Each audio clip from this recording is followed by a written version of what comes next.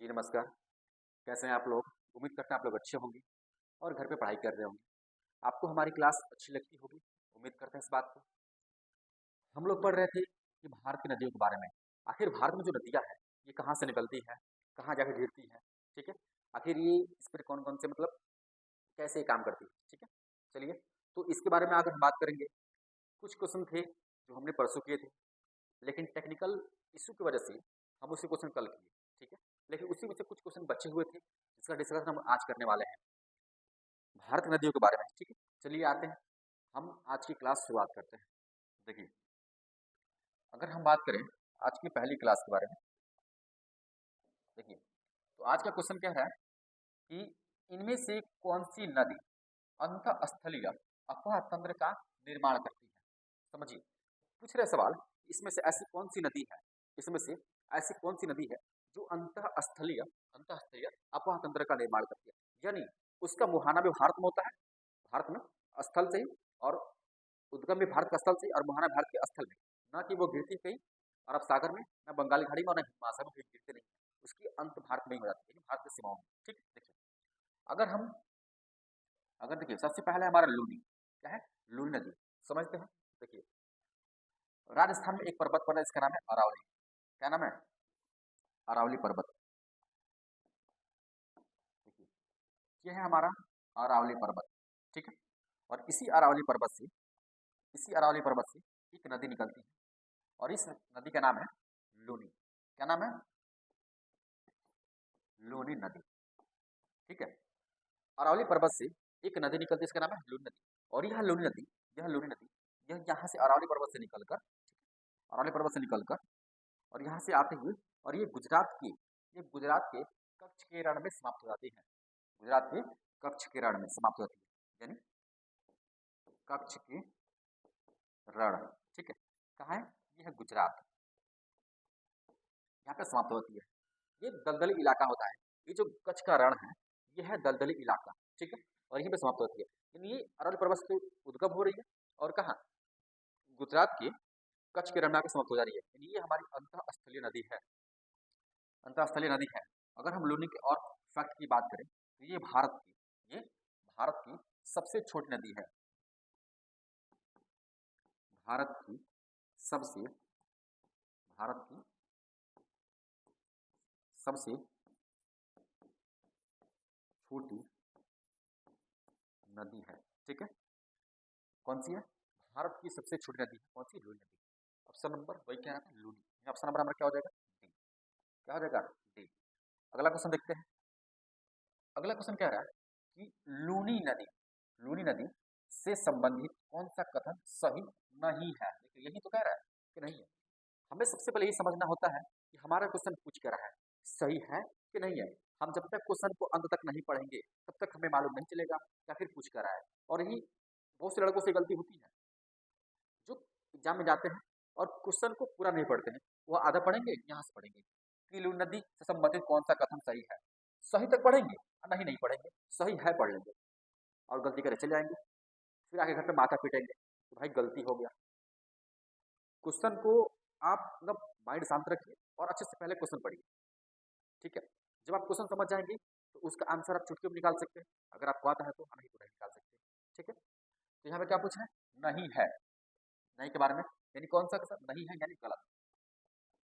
Simple सी बात है। यहाँ पे क्या बोला है? इन्होंने के संबंध में कौन सा कथन सही नहीं है, यानी सही नहीं है का मतलब क्या होता है? कौन सा कथन सही, कौन सा कथन गलत है। सही नहीं है का मतलब कौन सा कथन गलत है, यानी अब हमें गलत खोजना है, ठीक है। समझिए, तो हम इसमें ऑप्शन एलिमेंट करके समझेंगे कैसे निकलेगा। देखिए, सबसे पहला हमारा स्टेटमेंट क्या है कि यह सबसे लंबी नदी है। गलत नहीं होगा। लूनी ने क्या करा, यह सबसे लंबी नदी है। अभी हमने आपको बताया यह भारत की सबसे छोटी नदी है, तो लंबी तो होगी नहीं, यानी पहला स्टेटमेंट हमारा क्या हो जाएगा? गलत, ठीक है। देखिए, जो विंध्य पर्वत से निकलती है, नहीं, ये कहाँ से निकलती है? ये अरावली से निकलती है, और ये भारत की सबसे छोटी नदी है। और ये क्या बोला था? यह सबसे लंबी नदी है जो विंध्यन पर्वत श्रेणी से निकलती है। नहीं, ये पहला ऑप्शन क्या होगा? गलत। अगला देखते हैं। अगला देखिए, अगला कह रहा है यह गुजरात में सबसे महत्वपूर्ण कृषि नदी है। बताइए, ये तो सही बात है ना। यह गुजरात में सबसे महत्वपूर्ण, जो गुजरात में कृषि होती है ये लूनी नदी की सहायता से होती है, यानी हम कह सकते हैं यह गुजरात की सबसे महत्वपूर्ण कृषि नदी है। ठीक है, आगे देखते हैं। इसका जल खारा होता है और यह कच्छ के रण में विलीन जाती है। अभी आपको बताया ये नदी कहाँ विलीन होती है, कच्छ के रण में समाप्त होती है। कहाँ होती है, समाप्त होती है। ठीक है, ये स्टेटमेंट हमारा सही है। और देखते हैं पहले, यह कर्क रेखा को 2 बार काटती है। नहीं, कर्क रेखा को 2 बार काटने वाली नदी का नाम है माही नदी। कौन सी, माही नदी, माही नदी। यह नदी क्या करती है, यह कर्क रेखा को,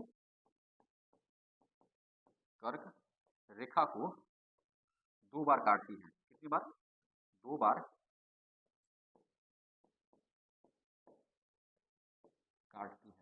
ठीक है, जो माही नदी होती है यह कर्क रेखा 2 बार काटती है। ये भी हमारे में क्या हो जाएगा, गलत। ठीक है, ये ऑप्शन ए में है। देखो 2 क्वेश्चन पर अगर बात करें तो ये गलत होगा, ये गलत होगा, 1 और 4। ठीक है, हमसे गलत पूछा था, गलत कौन कौन सा मिला है, 1 और 4। पहले ऑप्शन एलिमिनेट करते हैं। देखिए 1 और 4 हमारा गलत है, गलत पूछा है। ठीक है, तो देखिए इसमें 1 है लेकिन 4 नहीं है, ये ऑप्शन हमारा होगा क्या, नहीं होगा। जिसमें 1 और 4 होगा, जिसमें 1 और 4 होगा वो हमारा ऑप्शन होगा। ठीक है, इसमें 1 और 4 में चाहिए, इसमें 4, 1 तो है लेकिन 4 नहीं है, ये भी नहीं होगा। इसमें देखिए इसमें 4 तो है लेकिन 1 नहीं है, ये भी हमारा नहीं होगा, ये भी हमारा नहीं होगा। ठीक है, जब ये दोनों गलत होगा हमारा ए भी नहीं होगा। ऑप्शन कौन सा बचेगा, ऑप्शन नंबर सी। कौन सा, ऑप्शन नंबर सी। देखिए ऑप्शन नंबर क्या होगा, सी। यानी भी हमारा स्टेटमेंट देखिए 1 2 4, यानी ए, एक ही सही है और ये सही है, ये दोनों तो सही है। नहीं,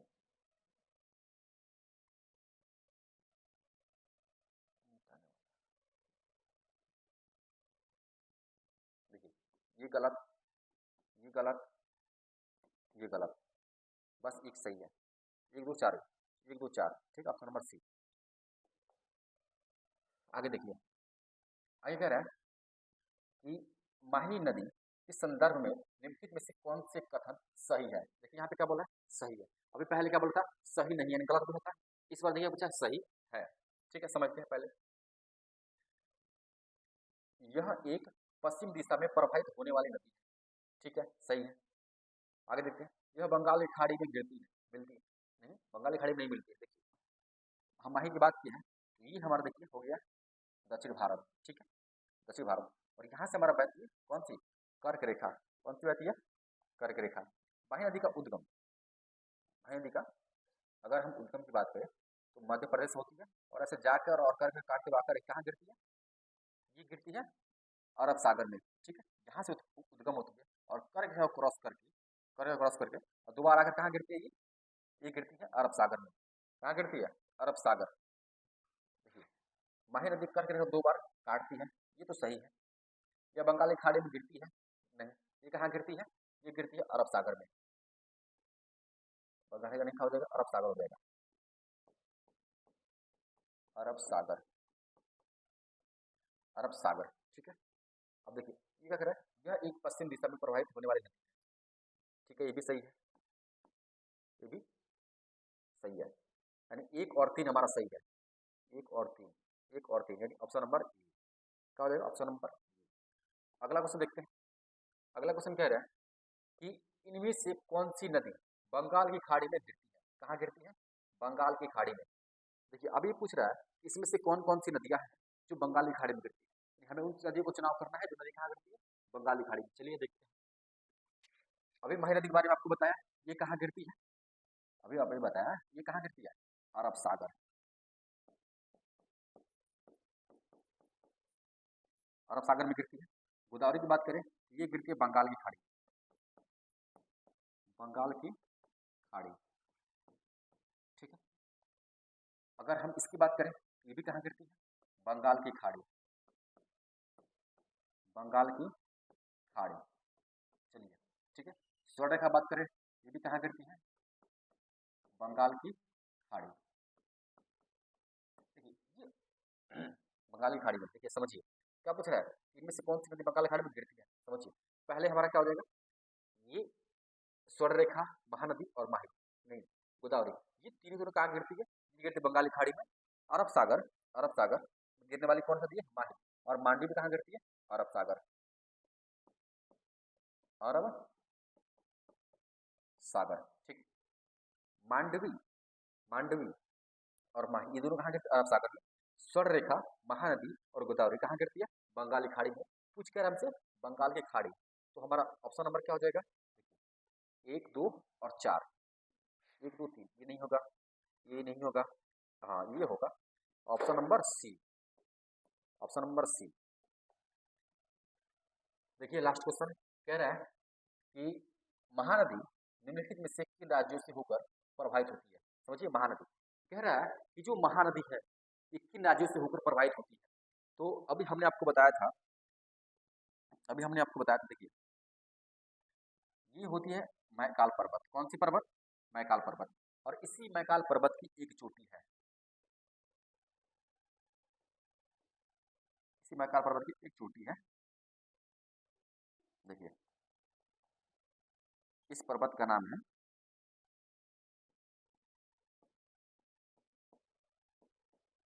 मैकाल पर्वत, ठीक है, मैकाल पर्वत। और इसी पर्वत की एक चोटी है जिसका नाम है ये अमरकंटक। मैकाल पर्वत की सबसे सर्वोच्च चोटी क्या है? अमरकंटक। इसका नाम है अमरकंटक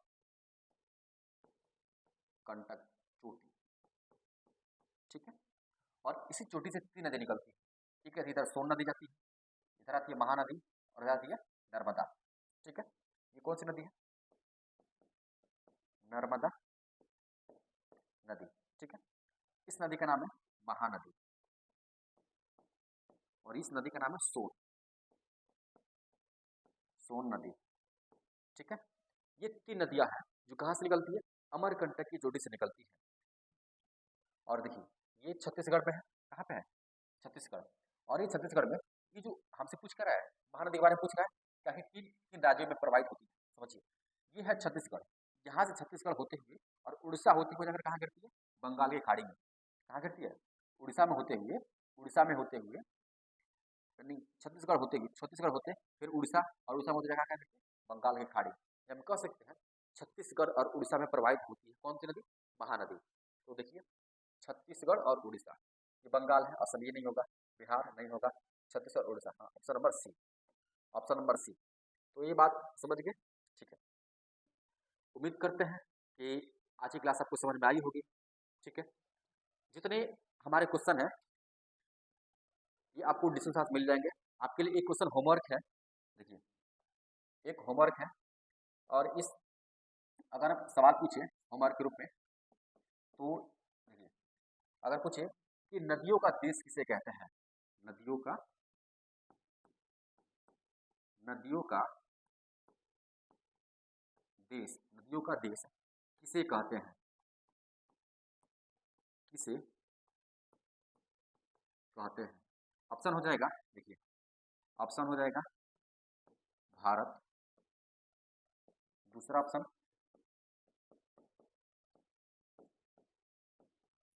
बांग्लादेश, तीसरा ऑप्शन पाकिस्तान और चौथा ऑप्शन चीन, ठीक है। ये है आपका क्वेश्चन है होमवर्क।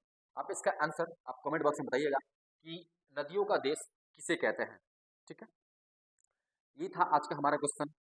उम्मीद करता आपको क्लास अच्छी लगी होगी और हमारी बेहतर कंटेंट आपको समझ में आई होगी। मिलते हैं आपको अगले क्लास में, तब तक के लिए जय हिंद।